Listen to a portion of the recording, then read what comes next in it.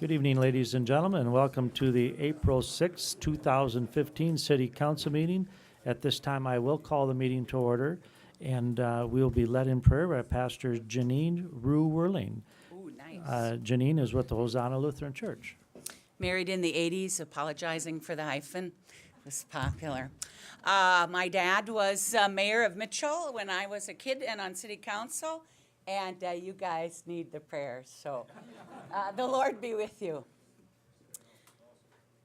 Gracious Heavenly Father, you sanctify us with your commandments, and you plant eternal life in our midst. In this Easter season, we're grateful, Lord, for the gift of forgiveness and eternal life. Your Son, Jesus, says, no authority is given unless from above. We thank you for these leaders that you yourself have raised up. We pray that you might guide them, O Lord, in wisdom and insight for the greater good, for Watertown and for your kingdom. Bless their work, their deliberations and discussion, that all we do might give honor and glory to you and you alone. In our risen Lord and Savior's name we pray. Amen.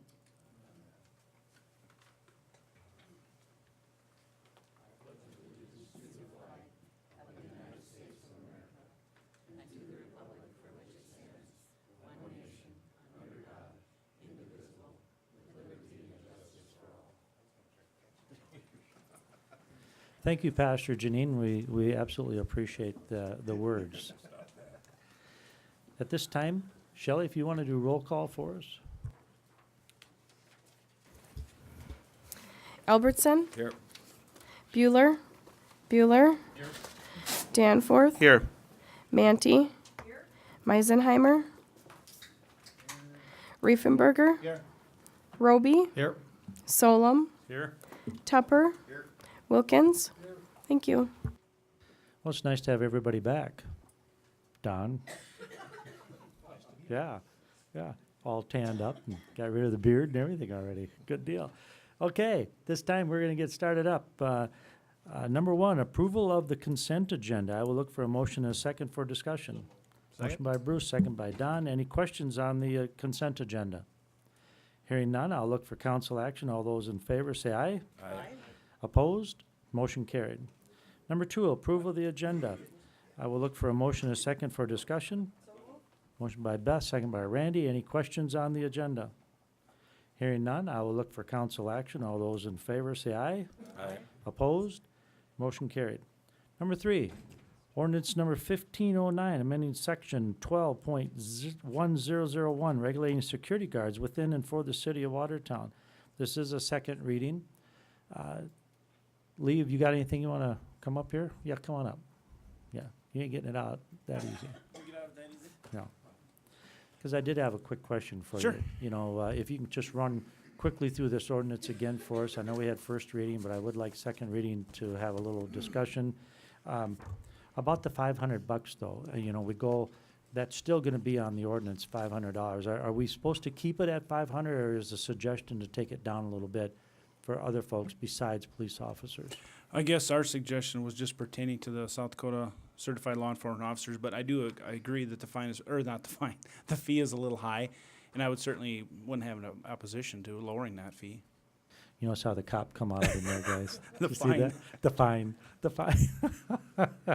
So my suggestion is that we need to look back at this at a little later date and maybe change that dollar amount from Sure. 500 to something more pleasing. There's a time of year we do that, Shelley. Have we just come by that, Stanton? Yeah.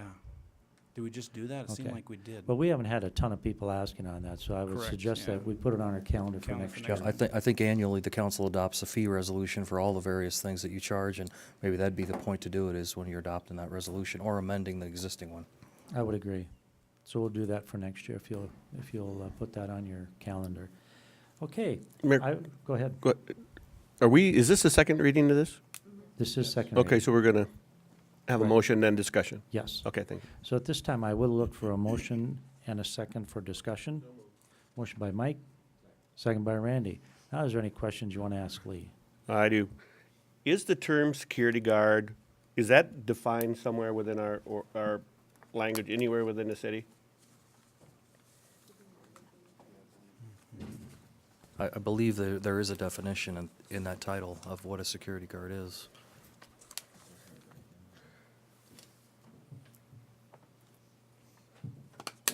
I'm looking, Mike. Well, while you're doing that, because here's what I go out to race events, I go to the concerts they had out there, and they got, people that are out there that either are volunteers or been paid, and it says security on it. Right. I don't know if that's a security guard, if it's not a security guard. Go to school events, and oftentimes there may be some non-school employees that are serving as security for some of their things. So that's why I'm asking. It says, they either have to be employed or be, I don't know what the language is on it exactly. Okay, easy way to say that, what's the difference between a security guard and a event staff? Or a Yeah. monitor. That was the Monitor, question yeah. I was gonna have. It's like security guard, almost like they can get around that with a different title. The ordinance says that no person, partnership, corporation shall, from and after the effective dates of this ordinance, be permitted to engage in the occupation of security guard. So to me, that's an occupation, that's a job. I would call it maybe more so, but security can be anything you want it to be. Event staff, I guess you could say that they're securing the event, like a basketball game, if that's what you're talking about, Mike, a school event or a football Well, it could game. be. I'll use the concerts, Randy had a shirt on that said security or Yeah. something, didn't you? Or there was a number of them out there at the concert last summer Right. out at the casino, Speedway. So, I wonder, does the guy that carries a gun, do they have a gun in order to be a security guard and everybody else is something other than that? Or I don't know. To me, I would think you'd have to have some sort of uniform, whether it be a badge, insignia, says T-shirt. security guard. I don't think a T-shirt saying security guard really would fit the bill. If it's a uniform, a professional uniform, a duty belt, those types of things, in my opinion, would be security guard. My opinion then is we need a definition of a security Yeah, and guard. it's not in this ordinance. So, in this instance, Lee, if somebody from the PD was to act as this, they would have to have their own uniforms because Correct. they're not gonna wear, They're in not this gonna case, wear the they're city gonna wear the Watertown city of uniform. Watertown. Right. We've already have a couple that have went out and purchased some So, uniforms that yeah, they I can't think wear. Mike's right, there's no guide as to how do I recognize you as being different security than somebody that has a T-shirt on that says security guard and it's just, unpaid help.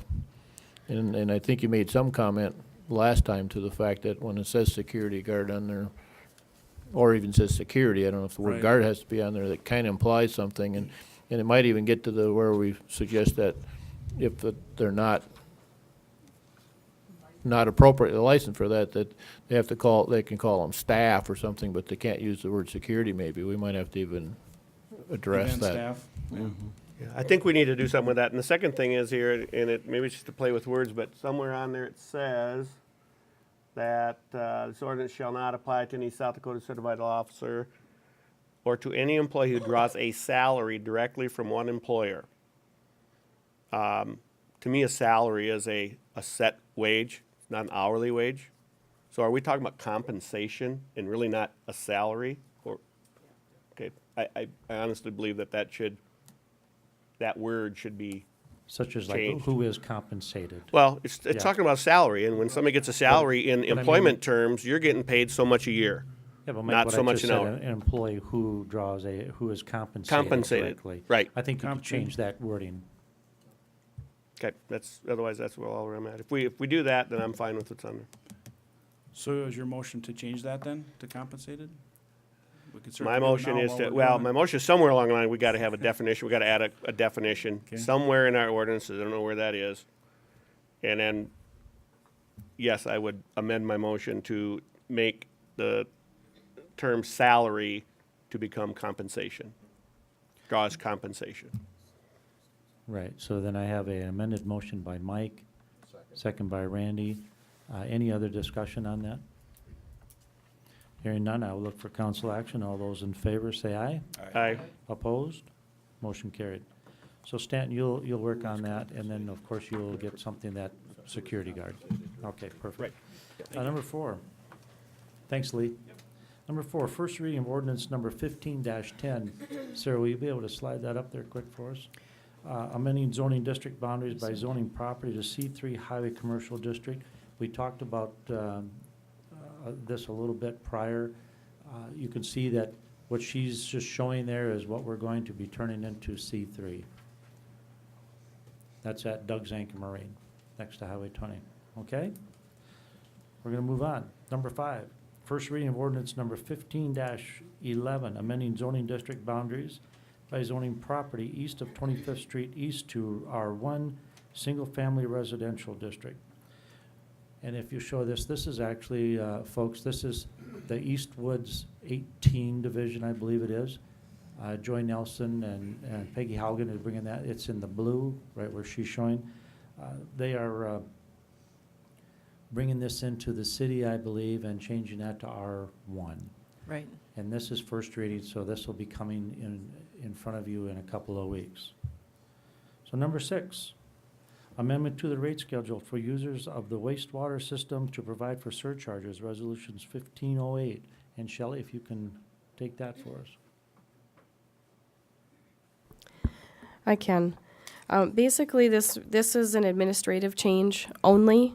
The only section that was changed was section 2A. And the reason that it changed is that through our SRF, which is State Revolving Fund, we have loans through the state, low interest loans. And one of their rate covenants or loan covenants is that we have to keep 110% coverage. So the total $21.50 is not changing. The total $8.92 or 99 cents or whatever that's getting put towards the surcharge is not changing. What is changing is the individual amount that's going to SRF 5, SRF 7, and SRF 9. And the reason for that is because SRF 5 no longer carries that 110% coverage, and the SRF 7 is getting close to that 110% coverage. So we have more in some and less in others, so we're just changing that around to remain in compliance with the state. And we told them that we were going to do this to remain with our debt covenants, and so really it's just basically an administrative change. Nobody from the public will even notice any difference, and neither will anybody else. It'll just be my administrative duties that will see the change. Okay, so for discussion purposes, I will need a motion and a second on this. So moved. Motion by Mike, second by Al. Is there any questions anybody has for Shelley? I do. Shelley, what causes this to, we're exceeding the 110% by a certain amount. What's causing it to narrow down when we're getting close? Not 100% sure. All I can kind of see is that the revenue will alter a bit, and you take so much percent of that, and then the amortization schedule will change. The principal and interest payments will change. And based on those numbers, you get the percentage. Here's the amount of revenue we're going to set aside, 21 cents, and then here's the debt payments, and what percent of that income is covering that. And the debt payments have now become where what we're collecting is not quite enough. And it's been slowly decreasing. I've been watching it for the last couple of years, and we finally now dip below the 110%. So, but in totality, we are collecting more than what we need, and we're completely fine with how we're paying it, and we have more than enough. But that's just kind of what I can see is the revenue will change a little bit every year, and the debt payments will change a little bit every year, and that will change that percentage. And it's such a small number of what, the dollar figure, it doesn't take much to change that from 107 to 113%, 5 cents. We'll change it from 107% to 113% coverage. So, that's just how close Have we sometimes the adjusted numbers get. before? No, this is the first time we've had to adjust this since we put these rates in. So, hope that answers the question.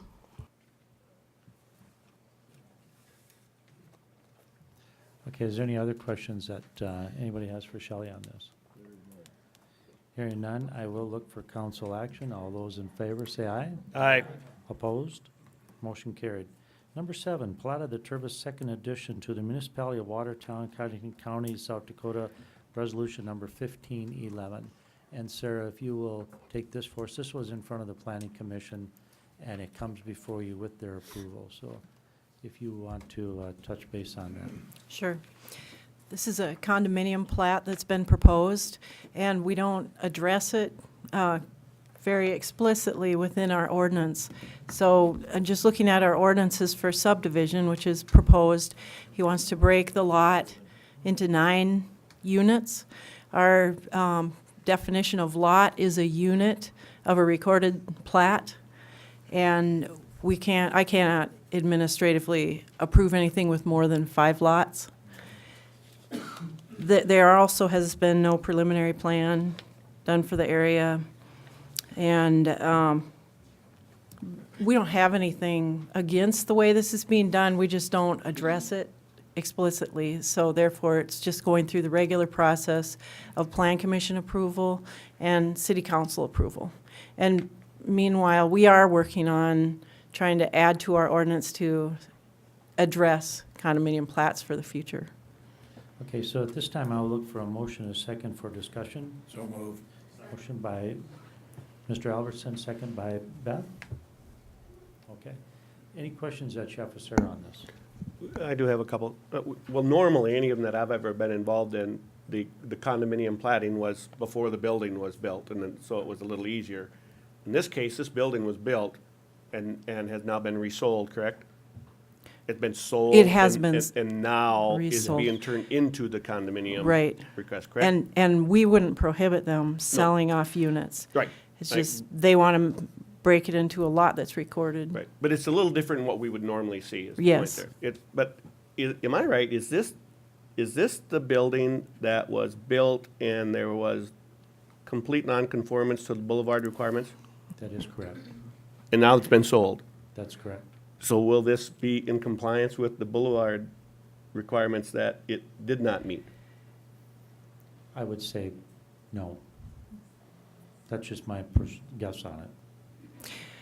You know, I think Kenny left, didn't he? Sure, he scooted right out of here. That's- That's a pretty sad day when a plan is brought in before our plan commission and with a promise made to do something, an explicit promise on new construction, and the person or persons or entity distinctly chooses not to do it. And now we're sitting here with this thing that now is on our books, it'll be in our system, out of compliance. I think that's a very, very poor representation. And I know it's not the current owner's fault, but I think that's ridiculous. And I don't know what you do about it, other than now we're gonna say, okay, we can't do anything about it. I don't I think think it's it'd very take a poor. lot, Mike, to bring that into compliance, and you folks have the opportunity right now, as you sit, to do something like that. I mean, it's entirely As a up to you. condition of plat approval? Yeah, because one of the things that if you look at, Mike, if you would look at Sarah's notes on this page here, you know, there was no preliminary plan approved at this time. Property has only one connection. There's a number of things that it really didn't go through. So, I mean, we have, as a body here, to make those decisions. And if you. The sad thing about it is now you've got a current owner that wasn't a party to this whole thing. That is correct. And that's the thing that's really unfortunate, because I will tell you, when we have worked with those other businesses there, and they put a lot of money into their areas, we have required them to do this. And now we're just gonna say, and again, I'm not faulting the current owner, I'm assuming that sale has went through or whatever, I'm going back to the one that built this building. And we have no recourse to that person at this point, correct? Because now it's a sold, Would you explain what the biggest concern is? I'm not It tracking. was grass, you know, they have that whole front as just solid concrete, and there should have been a grassway in there, there should have been, I believe there are gonna be 2 entrance areas with exactly. in between, just like everybody else has done. Yes. And that's what was promised. Yeah, you take a look at, And Markworks over there, they did it. They did the and whole thing. next one. Everybody else along there has complied to that Right. I'm aware of. I don't know what to do about it. I hate to put this on the new Is there any way to new go owner. back at them, Stanton, at the prior owners? I guess there may be some contingency in the purchase agreement between the new owner and the person who sold. It was clear the city required that infrastructure, the boulevard, be part of, as part of the approval originally. There may be some recourse to the current owner to go back to the person they bought it from for having failed to comply. But the city, to Mike's point, I guess you could probably require the current owner, the new owner, to do something, but boy, it's, that's kind of a tough pill to swallow, I'd imagine, if I'm the new owner. I don't like that idea doing that, but is this something, Sarah, that if we didn't approve this tonight and had time to meet with the current ownership and with Stanton and to see, maybe they'd share the purchase agreement with us and maybe we could see what our recourse potentially could be and then bring it back? I mean, do you know if this is of urgent nature that it couldn't wait 2 weeks or till the next council? I would like to think that the purchase agreement included as a contingency your approval of this plat. I don't know, but that would be prudent, is that this is what we want to do, this is our intention. So absent the council granting approval of this condominium plat, we're not going to close on the sale. I don't know if it's closed. Yeah, I don't know either, Mike, but I think we can get a hold of Scott and find out and see what's going on. Well, and I don't want to make a mountain out of a molehill, but this is a complete slap in the face to all the people, all the time we spend working on our ordinances, all the people that comply to our ordinances, and then for something just to be not done, I think it's a slap in the face, and to all those people that are trying to do the right thing. Yeah, and I do believe that Kenny still has on his books that is supposed to get done, and then, of course, this sale came through here, and I don't know how it slipped by. So, whatever you guys want to do on this, we can talk to Scott and find out if it contingent upon your approval, or, So what would be the way to proceed with this? Do you table it, you just,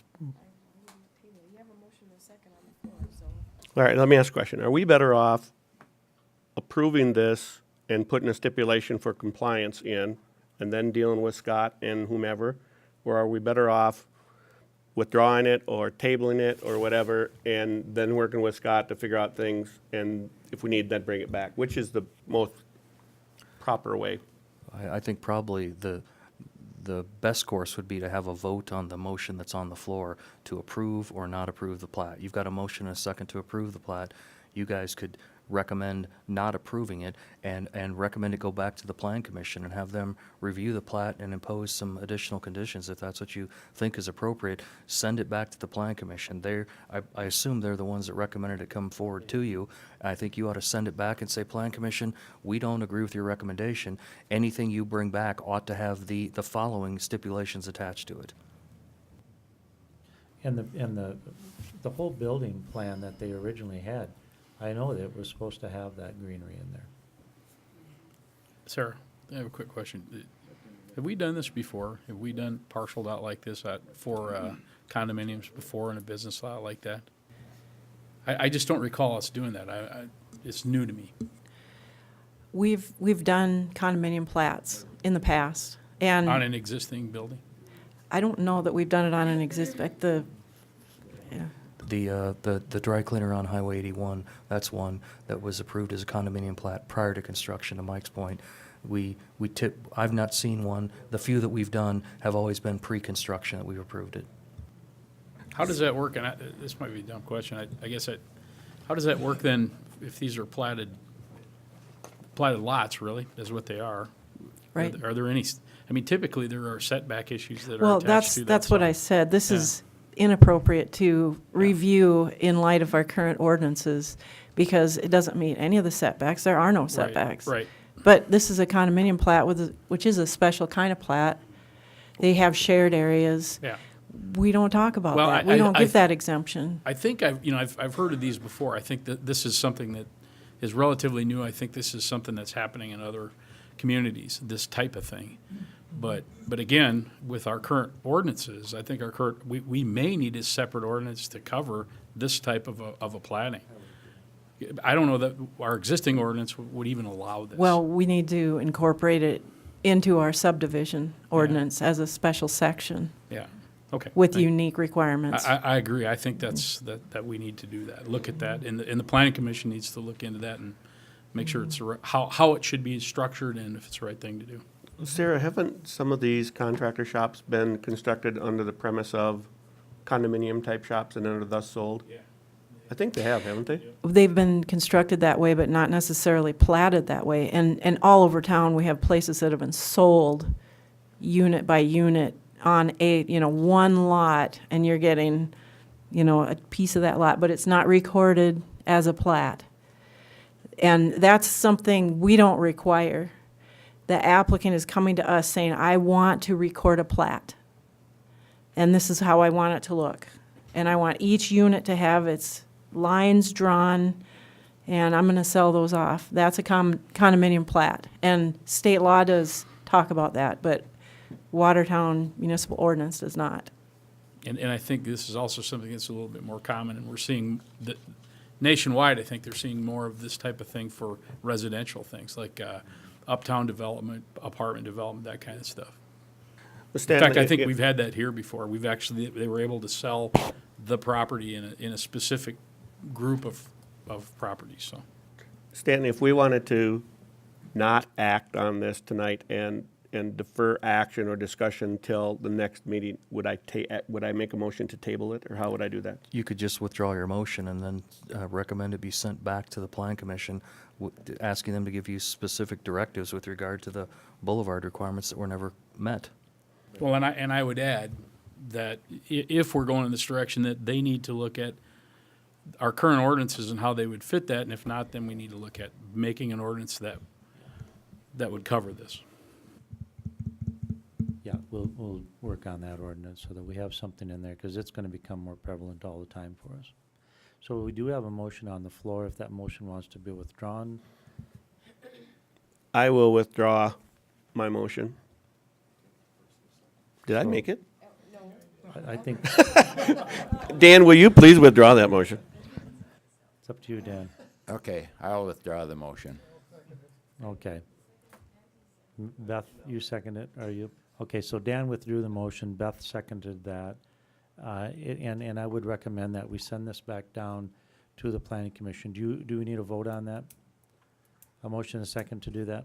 No, I think that just as long as the minutes are clear so the Plan Commission knows what Okay. what the reason I for. believe we need to send this down to the planning commission for more direction on what the prior owner was instructed to do, and they need to look at the green space. Yeah, and who's responsible for bringing this into compliance? Right.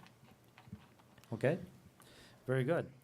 We will move on to number 8, a resolution providing for the repeal of certain capital expenditures, appropriations, and allowing for the carryover other capital expenditure appropriation from 2014 budget, resolution number 1507. And this is you, Shelley. And Sarah, can you bring up the one that I was asking about? Thank you, Mayor. This is something that we do every year. Once the year is closed, we look at the capital projects, and they are allowed to be carried over for a period of 3 years until the project is complete, or if the project is in progress already, to get it to completion. There's a couple changes. I put that on in front of everybody, and gave one to the press from what was submitted in the agenda packet. And I'll just tell you what those couple changes are. Under the Park, Recreation, and Forestry Fund, the first line item, improvements to building for $7,150 has been removed. That does not need to be carried over. There is no project there. Under the capital improvement funds, under the First Avenue North Rail Cross closure, the $100,000 is being changed to $150,000. The request was that they didn't think that $100,000 is going to cover all of the right-of-way acquisition that's needed for that project, and that's what the city has to pay for, and the state will pay for the rest of that rail closure and getting another road in there. Added back, I gotta see what I called it. Uptown redevelopment project has been added for $96,000. That was for an alley that was budgeted for Uptown that wasn't done. And the request from the mayor was that it stay in and get carried forward just in case there's some other alleys around town that need to be worked on, or if there's any issues. So that's been added in. And then I did, under zoo improvements, decrease that carryover amount from what you saw. Went through this afternoon, through all the expenditures and found which projects were still, hadn't been started or were in the process and needed to be carried over. And some projects were done and came in under budget, so not all of that was required. And so those are the changes. So now, if you look, I also handed out a sheet that says carryover explanations. And it mirrors basically that whole entire list, starting with the general fund and the line items that are being requested and why the request is there. It's either equipment that hasn't been purchased yet. And then under the second penny, there are projects that haven't been completed, haven't been started. Under the zoo improvements, there's a few projects, because this has been kind of a 3-year. The children's zoo still has some expenditures that are coming in that will need to be dealt with in 2015. The service building has not been started. And What's the amount dedicated to the service building? 600,000 was Okay. budgeted for the service building. Are we- do The you have other. questions on this? Are we supposed to wait, or are we supposed to do them as you're going through here quickly? Well, let's just get them, I Alright. would rather not, just in case you guys want to amend it, it's so much easier to have a motion completed than to do a motion and then amend the motion. But, the children's zoo, the amount that is being carried over is more than, what they're gonna need. The reason that they're requesting all of it, there's about $238,400 remaining in that. About 8,000 of that has been spent in 2015. They're gonna have about another 30,000 yet, they figure, in 2013. When they budgeted for the service building, they were directed by the previous mayor and some of the council members that they would be allowed to use the remainder of the children's zoo money if there was any left, and only to put in what extra they needed for that service building. That's where the 600,000 has come in. And it hasn't been addressed previously because they haven't been done with the project and they had no idea whether they were going to have extra funds or not. So now we're kind of to the end of that project, and so now would be the time to give that direction, but I left the whole entire amount in because that was kind of the Right. direction that And if that I the may, Park and Rec be- was given. Because I've had this discussion with the zoo folks and Jay, that it was left in, but at this particular time, I don't feel that it's justified to spend 600,000 on a building. So if I was a council, I would sit back, even though there may have been direction by another body. I think this body needs to take that direction and really look at it again. 600,000 for one building is an awful lot of dough, guys. Well, in essence, we're And- talking about more than that, Mayor, because they're wanting the leftover dollars, right? Yes, they How are. much do they need to complete the children's zoo? So how much would be left over from that amount then? They'll about 30. Well, they've already spent about 8, and they think there's about 30,000 in outstanding invoices that haven't gone through. So probably that So 38,000. they're talking about 200,000 that they would like to keep because they over budgeted and add it to the $600,000 service building. Right. They So we don't got an even have. $800,000 brick Yeah, they service. don't have any preliminary costs Right. to that building. So they really. I asked today Dan, and he said that they have not gotten anything back from the architect as to even what that building is going to cost.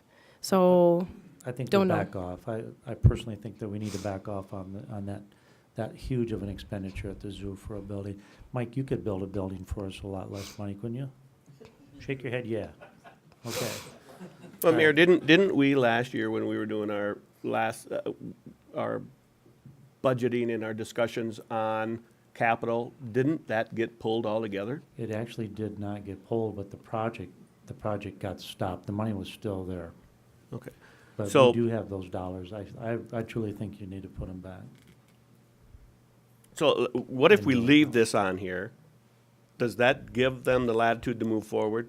Well, Or no, would that ever because- come back to a vote here that says we're gonna go Right. for this Well, building or not? it has to, because they have to request to go out for bids. Okay, so And then, so- what's the difference of us keeping it on here, and because I don't understand the process, of keeping it on here and saying, okay, they're gonna have to come back to us, versus saying, no, take it off, and what's it go back into the general fund to be reallocated to other requirements then?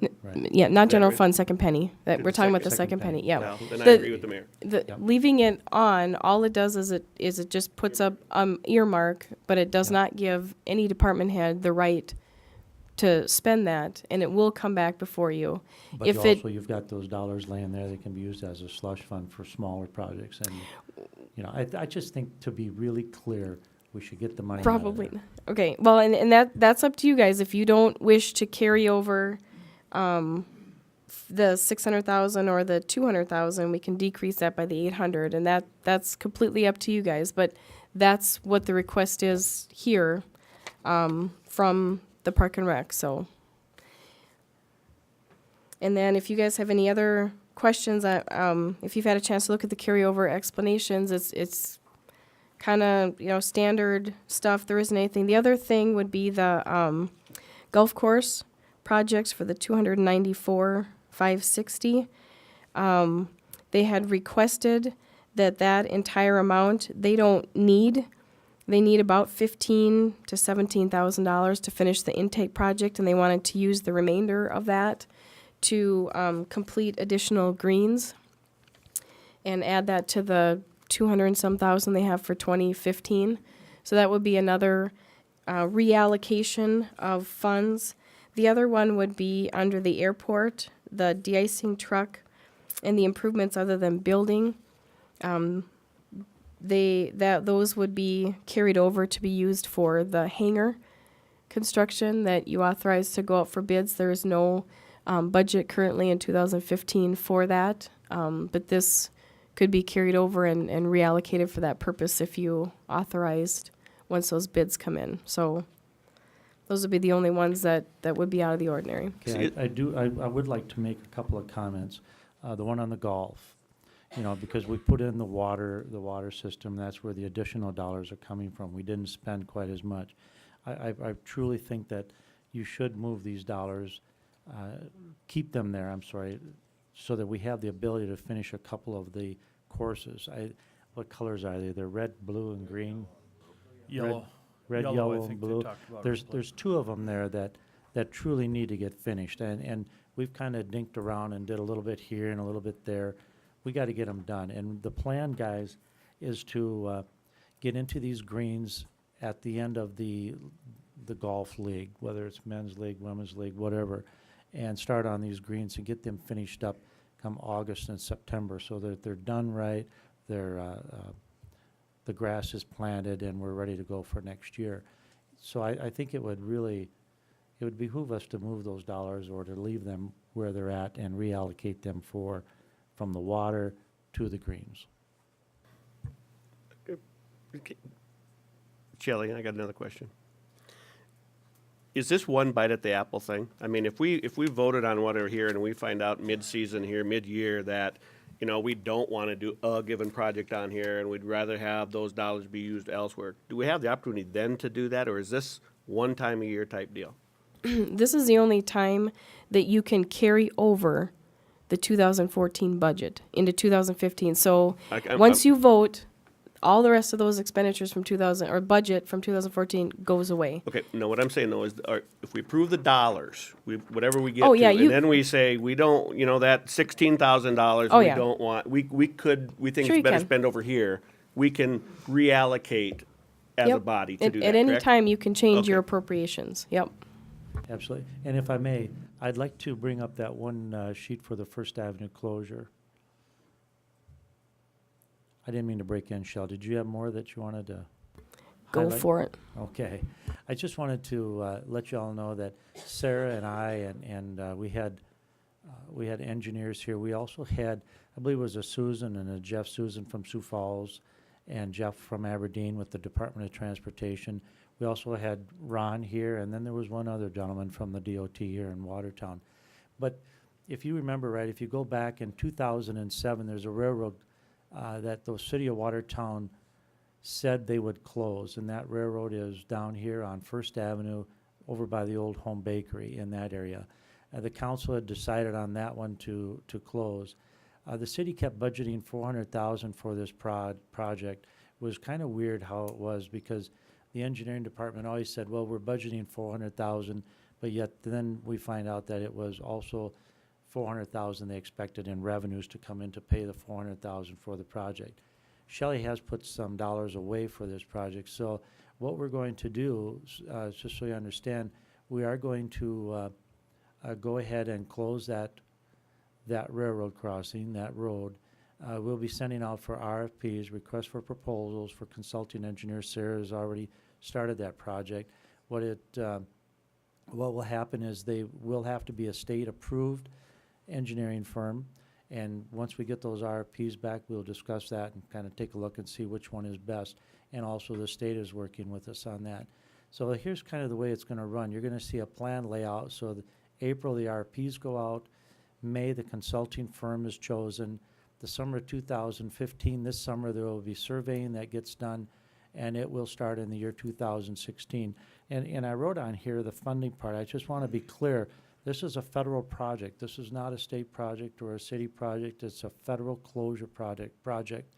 And construction on this project, when it was originally thought that we would have about $100,000 of right-of-way expenditures that we would see, and the cost of the projects was around $300,000. Susan seemed to think that the construction is going to cost about $500,000 now at this time. So you can see from the 8 years, it's gone up substantially. But they will pay 100% of the funding for that project on construction only. The city is responsible for right-of-way, and we'll be discussing some of that right-of-way tonight. So that's kind of a heads up on it. So Shelley did put $150,000 away that we can use for the right-of-ways for this project. So do you have a picture of what it's going to look like? Steve, as we talked on way back when about alternatives to this, so Yes. this pretty much this is the it, then one there that isn't gonna be. everybody had kind of chosen that we're going to do. Yeah. I was hoping that you had that other one that was so nice and it had the turnarounds and everything. Yeah, I can bring that one up too. That would be a lot easier. This is the railroad the crossing that's going to be closed, and a new road will be routed there. Sorry, I thought you wanted the GIS picture, but You've got that snazzy one. I'll get you one Ask real another quick here. question in terms of, when we did discuss that other road going in there, that seemed the appropriate time to discuss whether camp changes or not because of that confugally corner where everything changes. It does Is that gonna be considered in the design of this at the time then? As far as the corner there on Kemp Road? Well, I the two-way think, on I Kemp. think somewhere along the line, the decision needs to be made, as how that gets handled. I think it makes a difference if it's only one way or if it's gonna be, Yeah. because otherwise it's two-way for a block.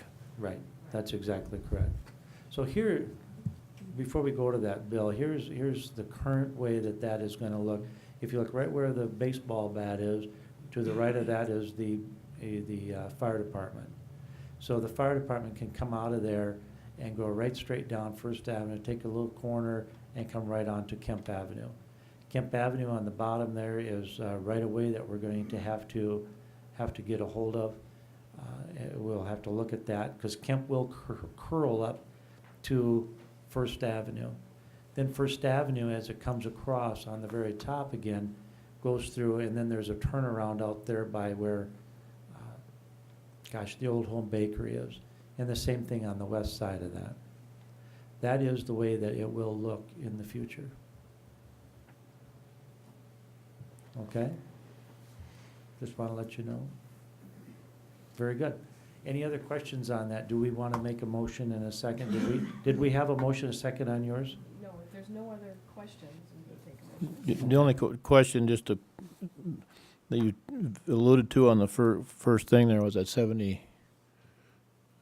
7150 or whatever from Park and Rec. So that was budgeted for, then that, what actually happens is the money was set aside for that, now that gets put back and can be used for, Right, toward yep. anything else. It's not tied to anything then at that point. The hook to a project is gone and now it comes Right, available. yep, for it'll, the- it'll go back into in their the fund second balance penny. and, nope, that one is actually in the Park Recreation and Forestry Fund. And so that will just not be carried forward and the project won't be done. They found an alternative that didn't cost as much, so. Go ahead, Mike. Yeah, Mike Davis. You guys are working on that Third Avenue and First Avenue bypass there. Could we get the railroad track that's been abandoned for about 15 or 20 years taken off of Third Avenue? You see what I'm saying? Where is it at? It's just north of where you're cutting this one off. Not on First Avenue. Right up, Oh. when you go on Third Avenue North, it's right there, right where she's Oh, I got her, see. right there. I think that'd be a good That's- question we could ask Susan. To get that out of there? Yeah, I bang across it every day going up Third Avenue. I can't get up First Avenue anymore because you're going to discontinue that. But that's all. That's okay. I just want to get rid of that railroad track that I've been bouncing across. I think We'll look Mike. into that. Well, It's I hard on the honestly, shocks on my truck and everything else. And then we just did that on Highway 20 from one that was abandoned 30 years ago too. There's no tracks on there now. is Yes, there? there's Oh, tracks there is there. tracks? I didn't realize that. Yeah, Sarah, let's get a hold of those folks and see if there's something we can Thank do you. to get them out of there. if I'm not mistaken, though, I think it has. I believe it has to be a usable, viable track. That is not, I assume. And That is and not It's usable. a usable, I think, viable track that it. There's a certain number that are allowed to be used in the community, and obviously we have to take one out. And I don't think, honestly, I don't believe Oh. that will. No, he's not talking about. No, that's fine. That's fine. Okay. Oh, okay. Yeah. Okay. Maybe I misunderstood you. Good idea, Mike. I, Take a look at it. I thought it was gone, but Shelley, I have a question. When that money, if the zoo needs, do they need this building? If that money goes away, that we say, you know what, let's not have that in there anymore, and I'm not saying it should be 600,000. I don't have any idea what it, but if they come in and say they really do need this building, and if we've taken that money out, which we've been talking about, how do they get it back in again then, or how would that happen if we don't leave that money in there? They'd have And to go then- back through the budget process. They put it in as a need. Right now, they share space with the park shop to do some of their repairs and maintenance. They don't have a building. They also have 3 other older buildings, an ice storage building and a couple others that are falling down. They need some repair work to them, and then with the new part of the zoo with the otter exhibit and the children's zoo, the flow, isn't as good as it probably could be. So their solution was to take down 3 buildings and then put up 1 and then add a part so that they could have a service building in the zoo and they wouldn't have to share the parks shop. And then it would also, they have different buildings they go in to feed animals. They have a cooler over in this building and a cooler over in this building. And they sign their time sheets and time clock in and out in another building. And they would bring all of that into one central location into this one building. And they thought it would help with the flow, it would help with the efficiencies, and it would put everything all in one building. And they identified that as a need. And at the time that the long-term plan was put together, that council agreed with that, and it's been carried forward. And with the Children's Zoo and Otter exhibit being delayed a year, they just have not had time to start working on it. And so now they do have an architect kind of working on some plans, trying to get some numbers. So if you as a council do not want to see this project continue, it would be a good thing to tell them now, because they are spending the architect fees getting something put together, and try to keep it within that budget and to try to go out for bids probably December of this year. So Well, I thought we were pretty clear that they weren't gonna move forward at this time, so I can't imagine that they've been spending money on architect fees. John, you're on that board. Have they been spending money on architect fees on this? That I don't recall on that building. I know they're working on some fence issues and a few other things around the zoo and a couple trails that are gonna need some of this additional money. But as far as the building, Well, I thought I was very clear when we said that we weren't going to do that. I mean, what part of no don't they understand? And didn't we budget dollars specifically for the repair and replacement of those trails? Yes, we did. Yes, we did. So it's not there, they shouldn't Yeah. need these dollars because we've already budgeted for those repairs internally. But, okay, I'm confused now. Even if we, okay, so if we take it out, it's gone, right? We can't carry it over, we can't do anything. But if we leave it in, it doesn't necessarily have to be used for the zoo. It can be used for, we can come back and say, no, let's take that 600,000 that we carried over now and put it towards XYZ, right? Is that correct? Or do I have that wrong? You can or it can just not be used at all. You know, just because something is there doesn't mean that it has to be spent. It's just earmarked for that project and until the project is done or it's deemed that it's not gonna ever be done. And as far, I'm not 100% sure about the walkways, but only 800,000 of this, would be towards that service building. The rest of it is for the walkways that have been budgeted and the rest of the children's zoo expenditures. So part of this would need to stay in to finish those projects, that have been already budgeted. It's just the 800,000 that's in question that they want to be set aside for the service So the building. simplest way would be to leave it in, then they have to come in front of us before they go out for bids for the building. Correct? Yes, because it's over 50,000, so yes, they would have to come and ask to go out for I bid. still say pull it. Mayor, here's what I'm thinking. We need, I'm gonna use a term that, we need to come to Jesus meeting in regards to what's all done at the zoo. We really do. And, you know, I'm not close enough to it, but, you know, maybe what we do need to do in hindsight, maybe we just leave it for now, knowing at any point in time we can reallocate those dollars. But we need to know, I don't think, you know, Beth, I think you've got some concerns, and I think Dan probably does. So we probably don't know enough to really go out and say, all right, pull it. You know, it might be a knee-jerk But Mike, reaction. I mean, they have the opportunity to spend up to $50,000. Am I correct on that, Shelley? They can spend dollars on architect fees without having to go out for bids or anything. Am I correct? Engineering studies? Well, That's with in Park order, and Rec in order Board. to ask you to even go out for bids, they'll need to have a preliminary drawing from an architect and an estimated cost and some bid documents. So yes, they will spend They are money doing- and on if the I understood you project. correctly, they're doing that now. Well, I know they have been working on it. Now, whether he's think we- actively, we're gonna have to pay him for the work he's already done prior to, you know, put Right. everything on hold.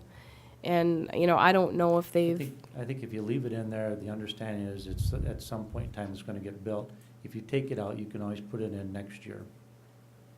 That's, Well, not if my it gets opinion. reallocated, Mayor. no, but what do you wanna reallocate it to? I don't know. I don't I know. mean, I- what is there out there for $800,000 that we'd But wanna do? if we leave it in, we Buy leave some more our, camels? if we leave it in, we leave ourselves an option. If we take, for that money, right? It doesn't necessarily have to be spent for the zoo, Shelley, am I right? Right. right, you guys So- can reappropriate it for whatever you want, if Right, so that's I'm what you saying, wanna why do. would we necessarily take that money out just because of the zoo if we think we might be able to reallocate that somewhere else? That's the thing I'm trying to get clarification of leave it in and then deal Okay. with the zoo when they come back. That was just what I'm trying to get clarification on, because I have some concerns too, but I also am not sure I want to just say pull all. Well, it's kinda like one of those that money things, Beth, out. and I don't mean to sound rude or anything to anybody, but if the money is sitting there, by God, I'm gonna spend it, but if it's not, then it has to go through another process to get it there, and I think you really need to look at it at the second alternative. Do you wanna Why was the do, building there in the first place if we're so uncertain about it? What's the question? Why is that building in the budget in the first place if we're so uncertain about it? It doesn't appear to have support. It got put in there several years ago. Under, and it's just kind of been, and there, I'll be honest, there hasn't been a lot of buy-in from the council. That's my interpretation. There hasn't been a, because I'm not sure we really understand it, and I'm not sure that we believe in the need, quite frankly.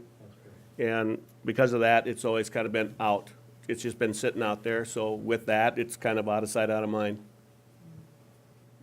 It actually So got, you it got just make a approved in decision. 2014. The 2014 budget approved the 600,000 for the service building. Yeah, well, you guys just need to make a decision on what you want to do.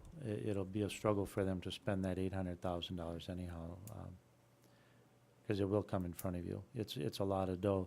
So do we have a motion and a second on the floor? No, but if you want to ask for one and Yep. include whether you want to keep that in or not keep Right. it in. I am going to look for a motion and a second for a little more discussion on this, but if whoever makes the motion, either leave the dollars in or take the dollars out.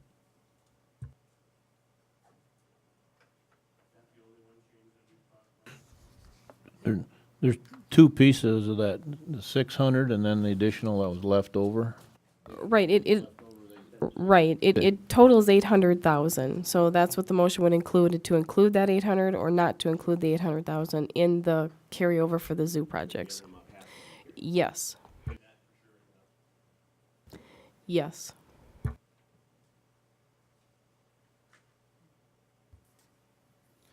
Okay, second call. You looking for a motion? I'm gonna make a motion that we approve the resolution as Sherry or Sherry, your name's Shelley now, isn't it? You know, whatever. I got called Dan tonight, so that's okay. As Shelley has indicated in her resolution, excluding or removing the $800,000 for the service building. So I have a motion by Mike, second by Bruce. Now, if I understood that correctly, is the $800,000 is out? Okay. Any other comments? Hearing none, I'll look for council action. All those in favor say aye. Aye. Opposed? Motion carried. I think that's a good call by you guys. Okay, number 9, authorization for the purchase of a Kubota utility vehicle and trailer with urban renewal funds for uptown watering. I will look for a motion and a second on this for discussion. Motion by Don, second by Bruce. Randy, you want to tell us a little bit about this? Yeah, last year we were able to actually basically borrow a couple pieces of equipment for the watering project for the urban renewal downtown district. This year we felt that being we were going to turn that over to the Park and Rec Department, that we, of course, it was unbudgeted item for the Park and Rec Department. So we discussed with unanimous vote of the Urban Renewal Board to purchase 2 pieces of equipment, one being a Kubota side-by-side 4x4 from Hercus Implement, and the other being a aluminum trailer to pull the watering tank from Evany Jarvis for a total amount of, what was it there? I think it was $8,018 and $1,500. Yep. That did come unanimous approval from the Urban Renewal Board. Right, and I think it's clear to understand that this is being purchased to be used in the urban renewal Yes. district. Right, so I Yep. want people to know that we're not purchasing it and it's not gonna be out at the golf course and it's not gonna be out at the airport or whatever. It Yep. is an urban renewal district. This is gonna fall under Park and Rec, and Park and Rec then is gonna take over the watering. They're gonna take over the labor of the watering, So yeah. they're gonna We're find providing- people to do that now that they hadn't had before then, so they're. Right, we've got some people returning from last year that did it with us, and so this is providing them the equipment to be able to essentially do exactly what we did last year. When we first looked at it, we were hoping to maybe pick up a surplus pickup. That did not come about, so we chose at that time to go this direction, so. And this is coming out of the Urban renewal. urban renewal funds. Yep. Is that, where are you gonna store that, Beth? Out of curiosity.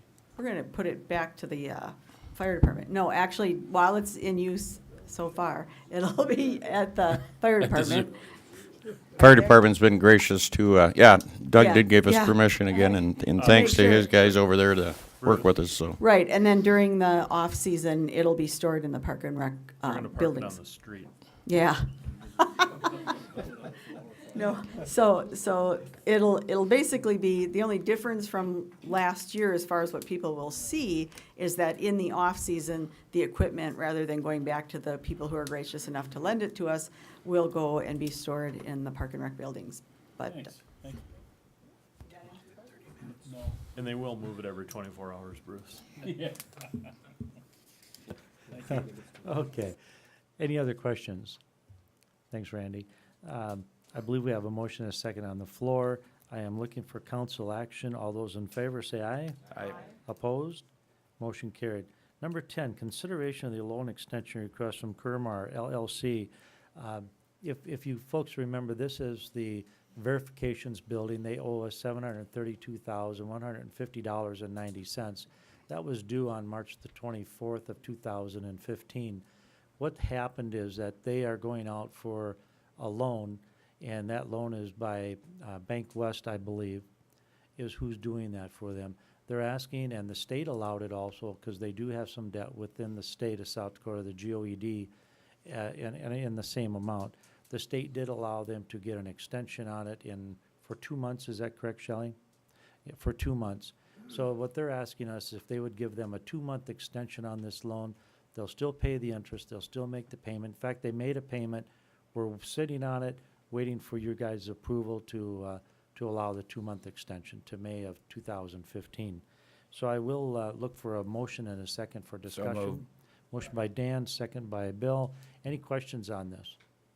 Don't, in the meantime, they're just make payments, so we'll have whatever interest rate will continue. I guess I can't see any problem with that. Eventually, just a couple more months before we get the money. Yep, 2 months. Is there activity going on out there? I see there. There is. They're putting new carpet on the second floor. They're also painting the second floor. They've rented out, there's a small business, I believe it's got 9 or 10 employees that are going up on second floor, and they have that rented out now for a Okay. while. Any more questions? Hearing none, I'll look for council action. All those in favor say aye. Aye. Opposed? Motion carried. Number 11, consideration of appeal for sewer and garbage fees.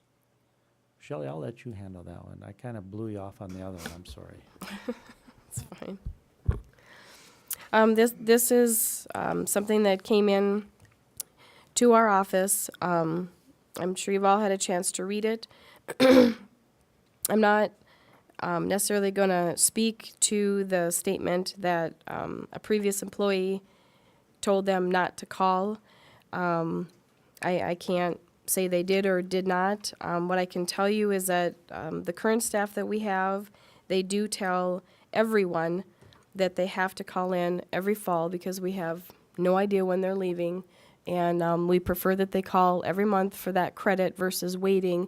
The policy stated we would go back 6 months, and some would wait until, the spring and then make us go back the 6 months. It's so much easier to do it month by month.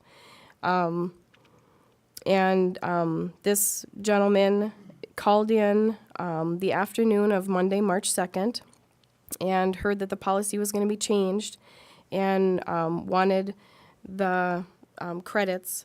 And then we did not have the information back from the utilities.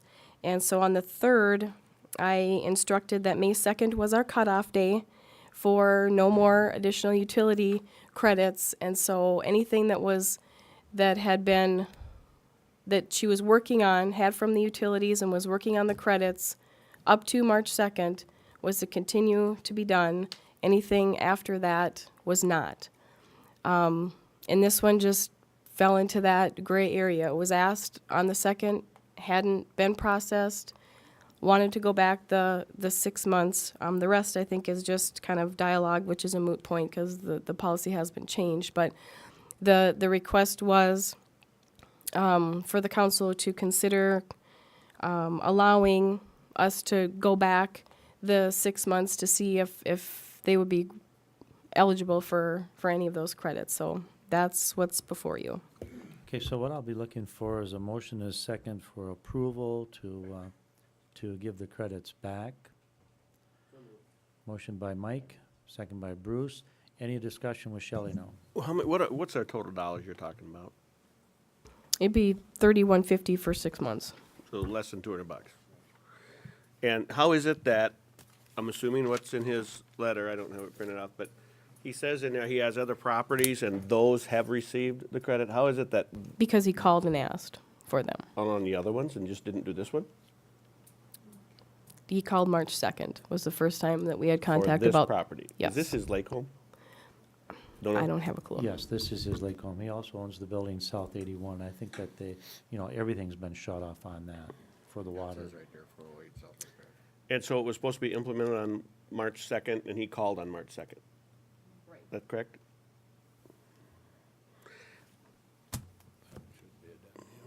March 2nd is when we changed the policy.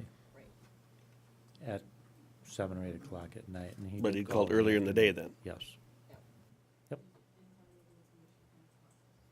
Well, I think, my own opinion is, we're only talking $200 and the tip-off is in 20 minutes, but, no, but, and it seems how he did call prior to ours that night. Just, I think we owe it to him, get it done. We can argue about whether he did or didn't call. It has been done, from my understanding, on that property in previous years. It makes sense. He called earlier in the day, get it done. Are we gonna get any other further calls if we approve this? Well, I can tell you that I had a call from, and I think, Bill, you talked to the gentleman too, that was in Watertown and moved to Millbank. And he claims that he had called also that day before our meeting for a couple of months back pay on his that he had shut off. I forget the guy's name, Bill. Starts with a V, I know that, but, Volts? I handed it to Shep. Yeah, was it Volts? That sounds right, yeah. I think it was Uh, Volts. But we but- can bring that back forward to you guys if you so. He was looking for desire. 1 month. Yeah, So again, it wasn't a lot of money, and he claimed that he had applied for before, and he hadn't gotten the check, and he wanted to know why. So that was for, Right. he wanted it for the month of January, as I believe that's correct. And I think at this point, we gotta draw a line, like you say, Don, you know, but it did come in the day of, prior to our meeting, as well as Mr. Volz's.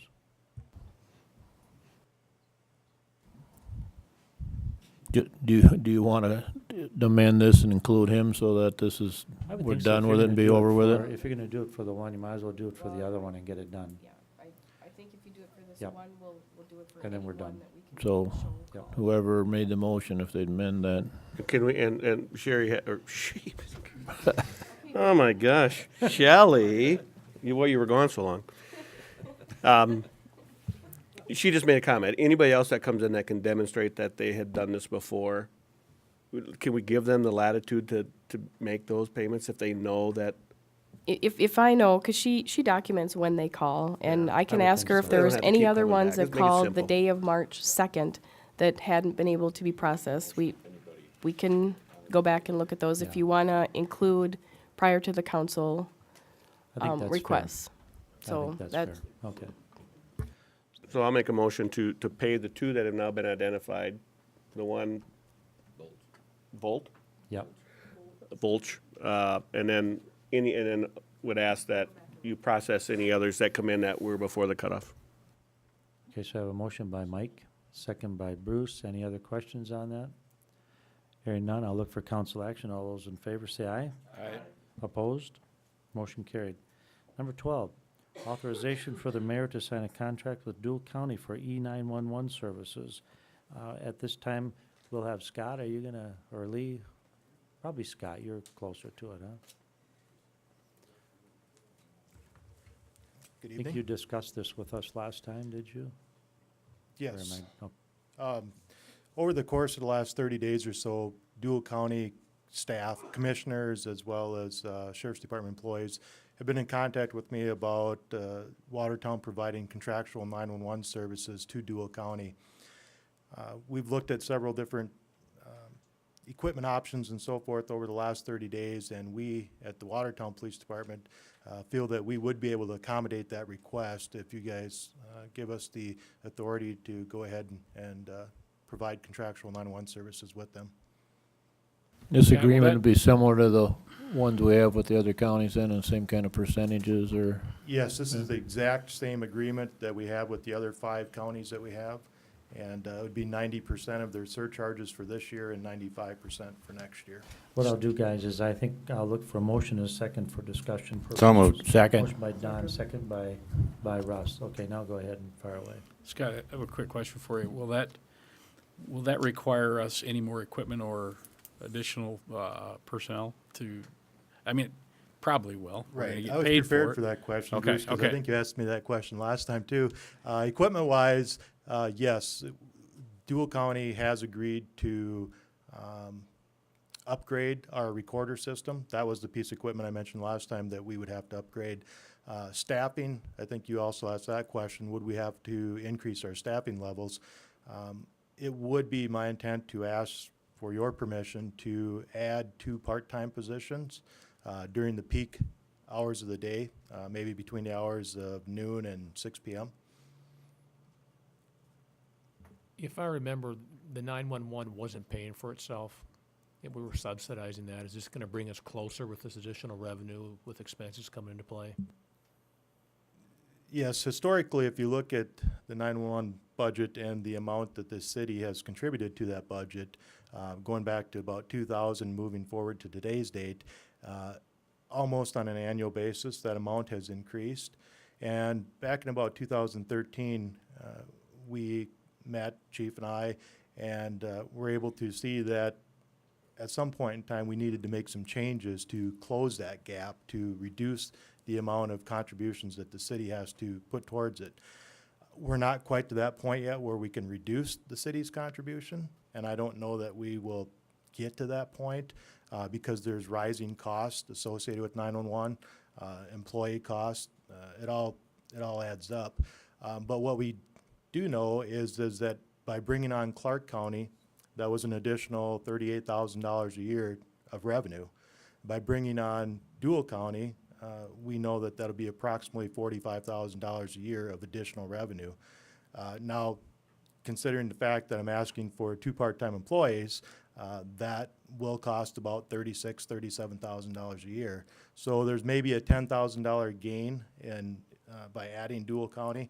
But in addition to that, there's some incentive funding from the state level because we provide services to more than 3 counties or more than 30,000 people. We would get some incentive revenue from the Dual County side. So that might be anywhere between $2,500 and $5,000 of additional funding.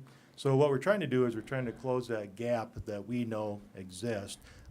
But the fact is Watertown is now and probably will continue to have a fairly large contribution towards 911 services, as well as dispatch staff to take care of the Watertown needs, the daily needs of our officers as they're out there performing traffic stops, the daily needs to meet our local customers, our public here in Watertown, the business line calls, just general questions for police officers. We still need those staff to operate our business.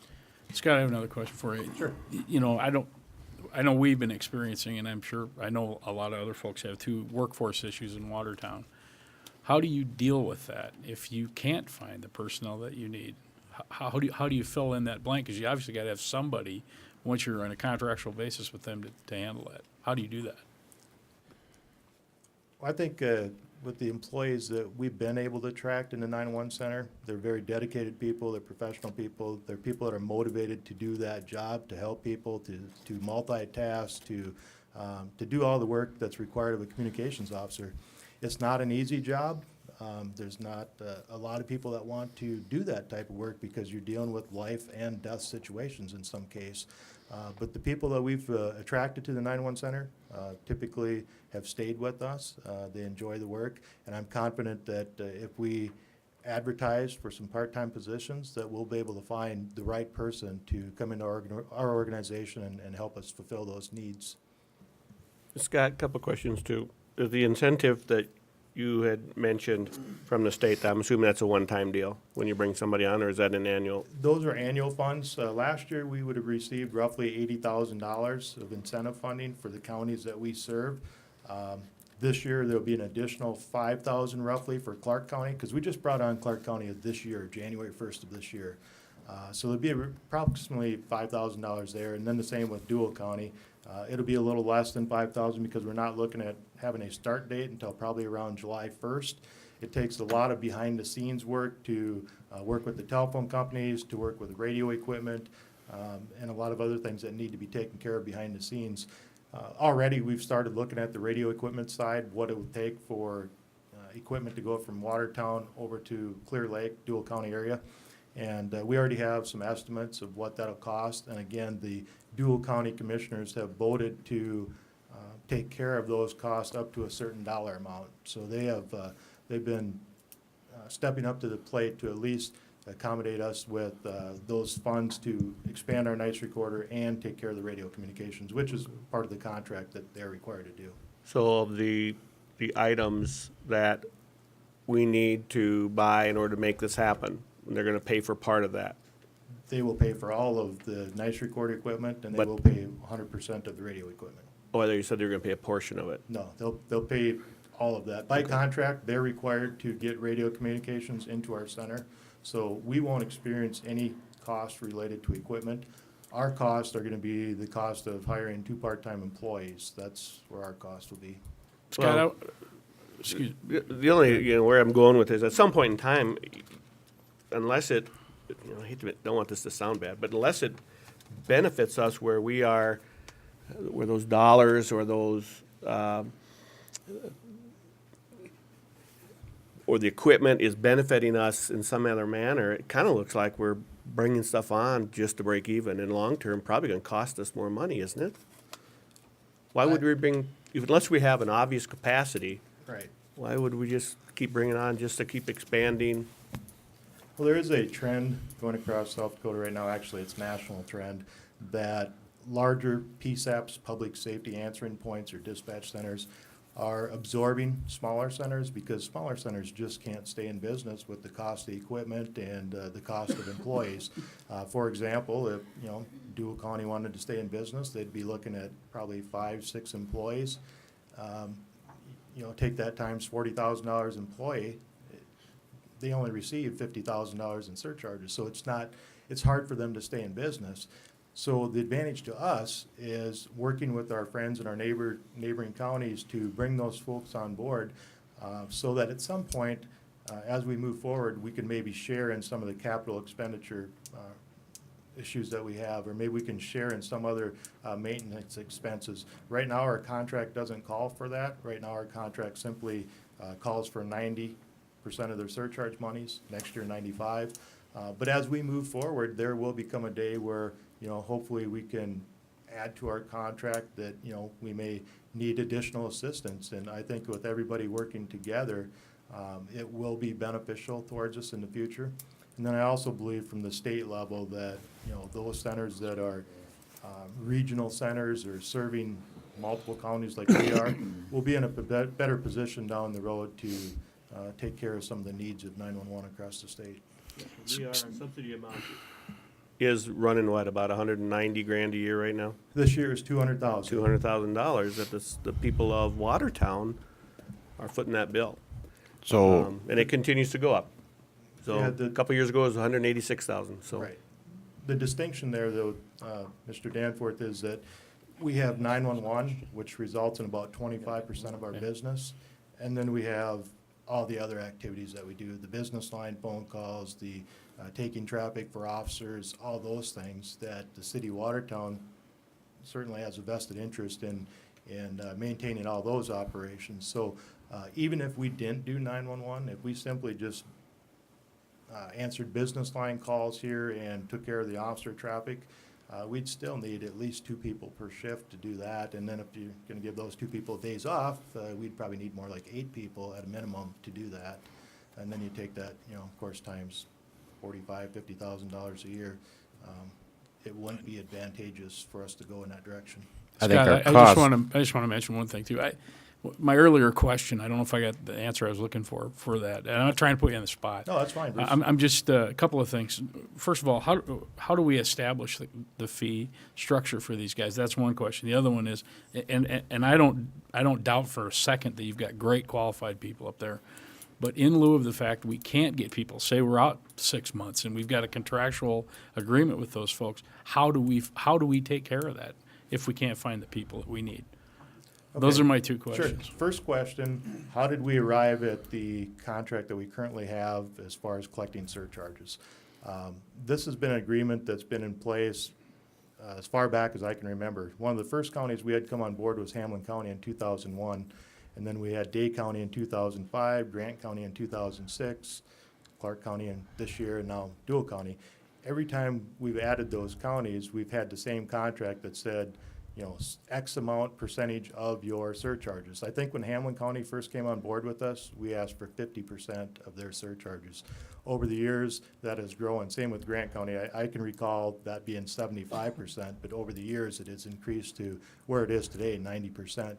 We looked at some other options when we implemented that process, and actually, I've had recent conversations with other directors across the state, and some still charge per capita.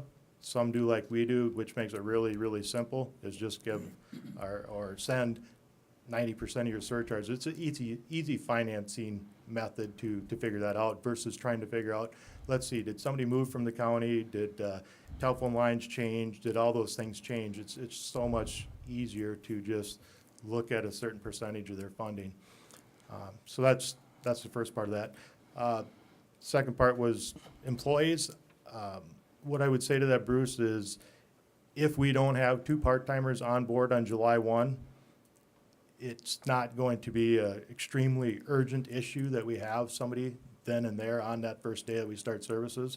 As a matter of fact, it'll take us a couple months just to train these people, probably 3 months just to go through a training process. So I would say that with the 12 full-time staff that we have, we'll be able to make that work. If there's special events where we know there's going to be additional people in town, such as like the Clear Lake Rodeo that they have, probably what we would do is look at paying some overtime so that we have extra staff in the center on a day like that. Same with Watertown, 4th of July, we would have extra staff on board that day. So short-term answer is if we have large events, we would pay overtime for extra staff in lieu of having a part-time person there. Okay, guys. One- I would also like to add, Mike, on your comment that it's just Watertown paying for this. When you go through those parking lots, I see a lot of 23, 32s, 18s. They're paying. Those folks are shopping Watertown, and there are dollars coming here because of those towns. Any other questions for Scott? Otherwise, Just we'll move one along. quick one is respect for Mike's comment, but, and I'm sure you don't have this answer, what would it cost us per year in subsidies to the police department just to handle our own calls without having a regional center? Are you talking 911 calls or just business line calls or what? From what Well, aspect? you would still have to have 911 for Watertown and your business calls. Okay. Well, if we answered just for Kyneton County and the city of Watertown, Kyneton County, the surcharge dollars coming back to us from the state are about $258,000 a year. Staff-wise, I say we'd still need approximately 8 people times 50,000. That would be 400,000. And then we're still gonna have the maintenance of our equipment, whether we serve one county or we serve several counties. We're still gonna have about $100,000 a year in maintenance costs. So This sounds like a little bit more doing efficient, the quick actually. math, you're at 500,000 versus the 200. 200,000. And I would add too, that back in 2013, I contacted several of the larger cities in South Dakota, Mitchell, Aberdeen, Brookings, Sioux Falls, Rapid City, and I compared what the city of Watertown was putting in, which at that time was $160,000 a year, compared that with what all the other cities were paying, and Watertown came in at the lowest amount that we were contributing towards our 911 center. So I think we're highly efficient in our operations. I think we're doing what we can to keep those budget numbers down. And I think, in my opinion, this would be a correct move for us to continue to establish partnerships as long as we don't have to hire another full-time employee, because full-time employees are more costly than part-time. Yep. Larger is a lot of times more efficient, so. And I might add, I've listened to a number of the 911 calls that they've sent to my office, and those people are highly trained, because it takes quite a person not to lose your temper on some of those folks. It's amazing what they go through. Any other questions we have for Scott? Otherwise, I will look for council action. All those in favor say aye. Aye. Opposed? Motion carried. Thank Thank you. you, Scott. Number 13, authorization for the mayor to sign addendum to the airport lease. What this is very simple, guys.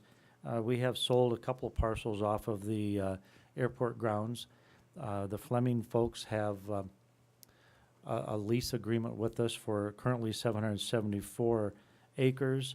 Since we have sold a few of the acres, it is now 758 acres, and we'd like to have this addendum to their lease. So at this time, I would look for a motion and a second for discussion.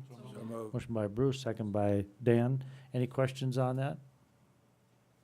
Stanton could answer them if you have any. Okay, hearing none, I'll look for council action. All those in favor say aye. Aye. Opposed? Motion carried. Number 14, authorization for the mayor to sign the South Dakota DOT Bridge reinspection resolution. Sarah, if you want to take this, I'll let Sure. you do it. Every year, the state asks us to indicate which engineering firm we would like them to use for doing the bridge reinspection program. We've used Austin Engineering in the past. They used to be the only qualified engineering firm in town, but now we have two qualified engineering firms in town, Austin Engineering and Clark Engineering. And Clark asked us for this business. And so the mayor and I discussed it and thought we could give Clark some of this business, maybe alternate years with Austin Engineering. But ultimately, it's up to the council to decide which firm they want to use. Both are qualified. Okay, what I'll do is I'll look for a motion and a second for discussion purposes. So moved. Motion by Randy, second by John. Any questions that you have for Sarah? Do we have to bid this? No. That was an easy answer, wasn't it? Wow. Any other questions that she can answer that quick? I don't see amount. Is there an amount expected here, or is that just kind of open-ended, or? Do you know the amount? I looked in our files and I couldn't find anything. But the state pays it and we reimburse the state. They send us a bill annually, or maybe twice a year. Yeah. Okay, any other questions? You want to get back to No. Bill on that answer, what the costs are? Well, I assume we budgeted something someplace. We to- need, I don't know, I'd have to look whether it's in the engineering budget. it's It- not a substantial amount. In This the- has been annual, so it's It's kind of an annual. ongoing thing. It's not like it's a ongoing. new number that's all of a sudden coming up. Right. Right. And That, you would expect Clark Engineering probably to be a little bit more if we go with them, because they've never done our bridges before. And so there'll be extra time, and Austin has done them. I Over and over. don't think it hurts maybe just to have a new set of eyes one time. It ain't gonna Right. hurt anything, I wouldn't expect so. the motion also needs to decide one or the other or both. And there was just a motion, a second, but that was not clarified, so whoever, I don't know, I gue- Randy made. I guess the I motion. assumed it was Didn't for, realize we needed that to make that decision. You need to tonight. decide who tonight. I didn't make the motion, but I guess I was under the understanding it was for Clark. I think whoever made that motion, you want to put them both in, that we could use both of them. What, we Is that have to correct? specify one. One. Next year, we can go back Okay. and do the other one if we. Right. I'll amend my motion to specify Clark Engineering. Okay, so we have Randy that amended his motion for Clark Engineering. I think I need John, you to second that. John seconded it. Any other questions? Sarah, I'm going to ask you who you would recommend. They're both capable, and I think it's good to give Clark an opportunity to do this Okay. because they're good at it. Thank you. I just wanted to hear what your thoughts were. Thanks. Okay, any other questions? I didn't mean to stop you there, Bruce. Okay, hearing no more questions, I'll look for council action. All those in favor say aye. Opposed? Motion carried. Number 15, authorization for the mayor to sign engineering contract with Austin Engineering for 15th Street and 18th Avenue Northeast design and plat project in the amount of $26,600. Now, if I'm correct on this, Sarah, we're going to be looking at all of 18th Avenue on the city property over to 15th Street and 14th Avenue up to 18th Street, or Right. 18th Avenue, is that correct? Yes, that's Okay, correct. so I'll look for a motion, a second for discussion. Motion by Mike, second by Dan. Okay, and any questions that you folks have for those? Hearing none, I will look for a motion, or a council action. All those in favor say aye. Aye. Opposed? Motion carried. Number 16, authorization for the mayor to sign engineering contract with Austin Engineering for the community center construction project in the amount of $67,000. I'll look for a motion and a second for discussion on this. Motion by Bill, second by, was it Beth? Beth. One of the interesting things on this, I had a conversation today with our, I believe it was Tegra Group. We've got this amount budgeted within the whole, the facility up there, the Watertown Community Center has this actually as a line budget. We actually have $70,000 put in on the line. We would expect this to really come in at about 60. So that's just a little heads up on what I understand on it. So if you folks have any questions on that, you can bring them out now. So what engineering are they gonna be doing? Just This the is Austin Engineering. But- There's a ton of work that they're gonna do. There's the site layout.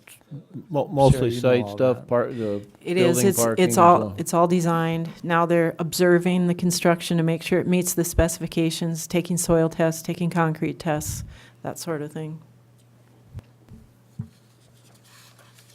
Okay, any other questions? Something we gotta do to get this project moving along. So I will look for council action at this time. All those in favor say aye. Aye. Opposed? Motion carries. Number 17, authorization for the mayor to sign an agreement with the South Dakota Department of Transportation to fund a transportation planning study with a 20% city match. This will be interesting when Sarah gets on that, but I will look for a motion and a second for discussion. Motion by Bruce, second by Mike. Sarah, if you want to touch base on that just a little bit. Sure.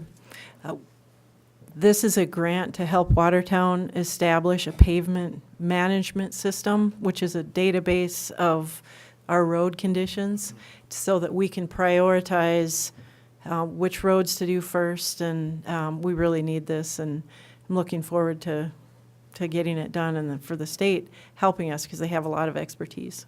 Yeah, and I would just point out that Rob and Sarah have worked extremely hard at getting this. This is going to be a good deal, you guys. Now, it does have some dollars, but this will go into 2016 budget year. It will not be in 2015. So there isn't any additional capital we got to get. But I really want to say thanks to you guys, because we've got 300 plus miles of roads that we need to keep up on. So thank you. If done correctly, you'll get that 20% back in no time. Oh, yeah. Okay. At this time, if there's any more questions, It's gonna tell us how far we're in the hole on roads. yeah, don't say hole. I don't like that word. There's even been cartoons in the paper, Kayla. Knock those off, okay? Yeah. Okay, no more questions. I'll look for council action. All those in favor say aye. Aye. Opposed? Motion carried. Number 18, consideration of bids for the sidewalk accessibility improvement project. I will look for a motion and a second for discussion on this. Motion by Bruce, second by Randy. This here came in, if you take a look at that, we had one bid that came back on this. This is for our sidewalk accessibility for the handicap side. The engineer's estimate was $206,031. There was only one bid that came in of $386,798. I would say that we should not do this at this time. I don't believe that we need to do the sidewalk accessibility this year if it's gonna cost us as much money. Yeah, it is. I would agree, Mayor. Is the bid too high or is our estimate too low? I mean, what's the kind of postmortem? Clearly, the bid is very high. Our estimate is higher than it cost us to do this work last year. So we padded it a little bit, and it's higher than our other similar work on other projects is coming in. So is our option to, obviously, to reject the bid, but do we re-let bids, or we just drop the whole project for the year? Right. If we thought we could get better bids, we might want to rebid, but I'm not sure that we could. I think people are busy. And this was a good Time of time. year This is a is little bit- normally exactly the time we should do this. This is the time we shoot for. Okay, so the motion that's on the floor is to accept the bid. So we do need you to think about that. So I am going to look for council action. All those in favor, say aye. Opposed? Aye. Motion failed. Okay, number 19, authorization for the street department to bid the following equipment: 3 dump trucks, 1 sander box, skid steer with attachments. Rob, do you want to step up to the plate? What I'll do is, do we need this in one motion, or do we need all 3? Okay, let's go ahead and get the motion in a second for discussion. So moved. Motion by Beth, second by Randy. Okay, Rob, if you want to light it up quick. Yeah, basically, looking for council authorization to go out for, to bids for 3 dump trucks. One of those dump trucks, we're carrying over funds from last year, which included, when we purchased the snow blower, we still had funds that was allocated for a dump truck. So we carried that over, and then we do have budget dollars this year for 2 other dump trucks, so probably get better pricing with the 3. And then a sander box, and then a skid steer with attachments, which a planer, snow blower, bucket, and a broom we're looking at. So, and it's all budgeted. Okay, is there any questions you have for Rob? Hearing none, I will look for council action. All those in favor say aye. Aye. Opposed? Motion carried. Now, we all want to drive those a little bit, okay? Come on over. All right, sounds good. Number 20, is there any old business we need to discuss? They come in and they're old or new, Mike? Old. Okay, The reason being is because it was tabled before, as I recalled. Mike tabled it. I've got a couple of the Veterans Memorial Committee people with me. Remember, we were in and talked about the funding for this addition we're adding on out there right now. yeah, And I do remember I that. wanted to bring it back up before and the president of the committee is here. And I understand the movement, so I jumped up. So if you want to talk to the two, Mark Schroeder and Lynn Johnson. Yeah, you know, you guys are sure welcome to come up. This was, if you remember right, you were looking for $3,000, is that correct? About that, yeah. To do the concrete work out there at the memorial? Yep, for the new sign on Right. this, by the South Lake Yeah. Drive and stuff, and you guys hadn't appropriated any money. Right, And so, and we're trying to raise money for it, yeah. thanks How- to some of How'd the you do? council How much members. do you need now? Do you know? I have to let that Okay. off to Lynn. All right. Hi, Lynn. Come on up and state your name. Here, I'll let you sit here. Okay. Yes, Lynn Johnson here. I'm chairman of our group. And to refresh your memory, maybe we need to, we put up the helicopter a year ago, and we felt it after it was done, we didn't feel we had quite complete. We'd like to add some more sidewalk around the edge and fill in some more dirt around the edge. Also finish out we have a nice sign on the west side when you come into the park, but there's nothing that identifies us very much from the South Lake Drive. So we have the ingredients. We would like to put a sign up facing the South Lake Drive, similar to the sign that's up on the west side. We feel that would identify us, more complete the project of the helicopter. So last fall, we went to the Watertown Community Foundation and applied for the money that was estimated it would cost to bid. And they immediately, what was $8,500. So they immediately gave us, said they would do half of that if we could raise the other half from other sources. So that's when last fall we came to the council here, and I believe it was postponed until the April meeting because of budget concerns. And since then, we have had $1,100 given to us for this fund. So our current needs would be $3,250 to comply with the Community Foundation's request. And so that would be the price that would be the amount that we would like to request for this project at this time.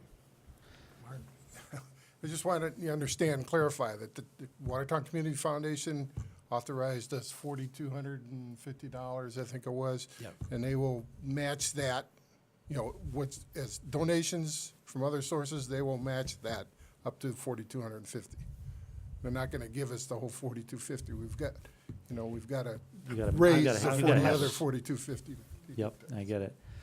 So there are ways that you guys could do this. You do have dollars in your special funds that the council could do if you wanted to. I think there's about $8,000 left in that particular fund. So if you were inclined to do it that way, you could get those dollars there. I don't know, Shelley, are there other areas that could easily be a check written off? It could be a contingency transfer to an external organization. If you're so inclined to do this. Where does it come out of if we take it out of the budget? Does it come out of the first penny or second penny? First penny?